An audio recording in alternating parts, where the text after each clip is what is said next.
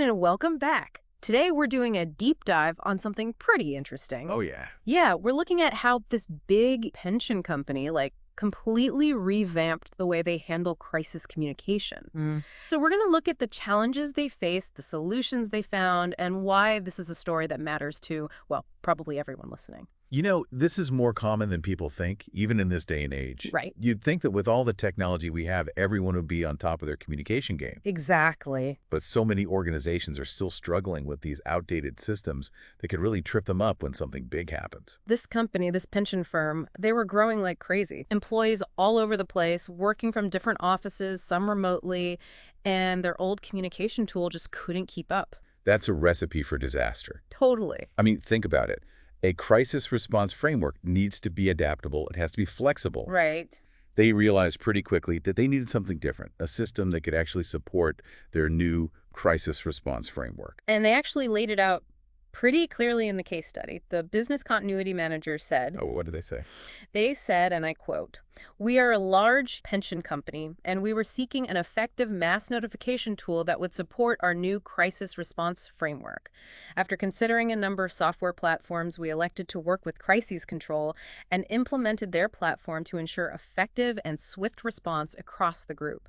That statement says a lot. Yeah, A crisis response framework is like a roadmap for how to handle a major disruption. totally. Imagine trying to coordinate a complex response, get everyone on the same page, make critical decisions. Right. When your communication system feels like you're sending smoke signals. Yeah. So enter this platform called Crises Control. This case study is a really good example of what to look for in a crisis communication solution. Right.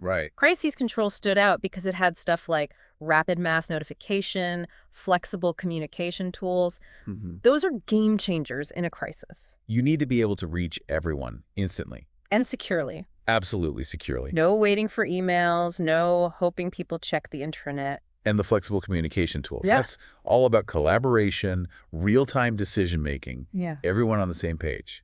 It's like a virtual command center, right? Precisely. But here's another thing that really caught my attention. They really emphasized training and support. That's huge. It wasn't just, here's the software, figure it out. They provided online training, they had follow-up sessions, the whole 9 yards. That shows commitment. They want to make sure the system is actually being used, not just sitting on a shelf somewhere. Especially in high-stakes situations, that's so important. You know, it's one thing to have the tool, but knowing how to use it under pressure, that's what separates the pros from the amateurs. 100%. So where do we go from here? Well, this is where it gets really juicy.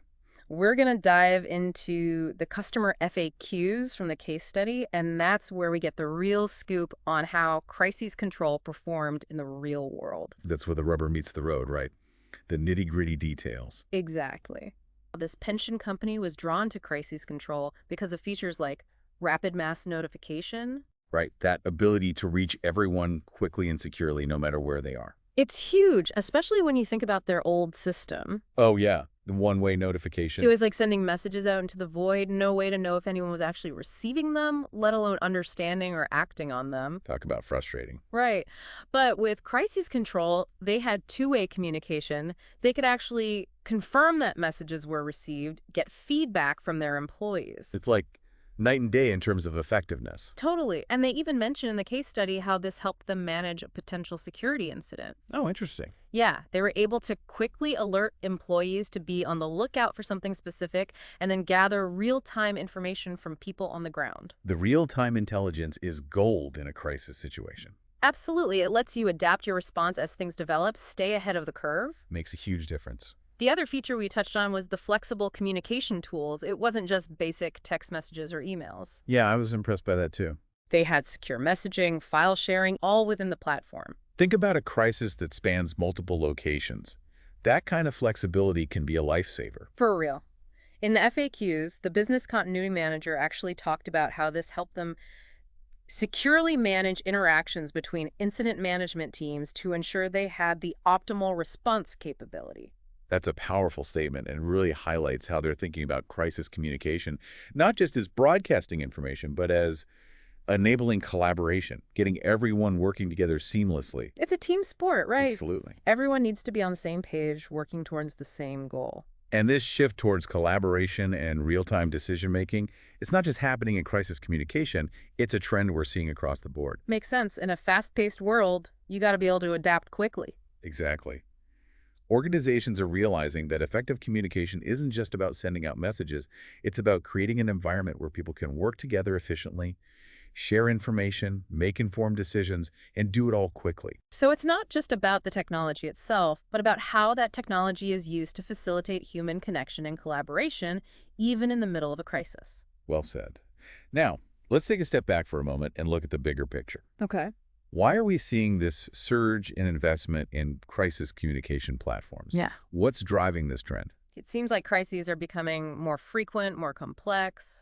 It's true. It's like every time you turn on the news, there's another cyber attack, another natural disaster, another pandemic, another social upheaval. It's a lot to keep up with. And the world is becoming increasingly interconnected, right? So what happens in one corner of the globe can have a ripple effect that touches everyone. Yeah, you can't just ignore what's happening elsewhere anymore. And then you add in the fact that news travels at the speed of light these days. A company's reputation can be damaged in an instant if they're seen as being slow to respond or lacking transparency. There's no hiding anymore. Not at all. Stakeholders, employees, customers, investors, the public, they all expect instant and accurate information during a crisis. They want to know what's happening, what you're doing about it, and how it's going to impact them. And if you can't deliver that information quickly and clearly, you're going to lose their trust. It's a high-stakes game. It is. So investing in a solid crisis communication platform is no longer a luxury. It's a necessity. It's about protecting your people, your brand, your reputation, your bottom line, everything. It's about survival in a volatile world. This pension company, they clearly understood that. They were proactive about upgrading their crisis communication capabilities. And they found a great partner in Crises Control. It sounds like a good fit. It does. And those FAQs, they really highlighted not just the platform's capabilities, but also the Crises Control team's responsiveness, their willingness to go the extra mile. It's about finding a vendor who's in your corner, not just trying to make a quick sale. Now, let's go back to something we discussed earlier, the training aspect. Right. Crisis Control's approach to training, with those online sessions, the follow-up sessions, even mop-up sessions for anyone who missed the initial training. It's impressive. It shows that they're committed to making sure their clients actually know how to use the system. They get it. You can have the best technology in the world, but if people don't know how to use it, It's useless. totally. And especially in a high-pressure crisis situation, you need to be able to rely on your tools, your training. It's like having a fire extinguisher, but not knowing how to operate it when a fire breaks out. You're in trouble. Exactly. So what are the key takeaways for our listeners? Well, I think one of the biggest takeaways is that effective crisis communication is no longer optional. It's a must-have. It's about being prepared, having the right tools in place, and knowing how to use them. And that brings us to the end of our deep dive. Thanks for joining us. It's been a pleasure. Until next time, stay informed, stay connected, and stay prepared.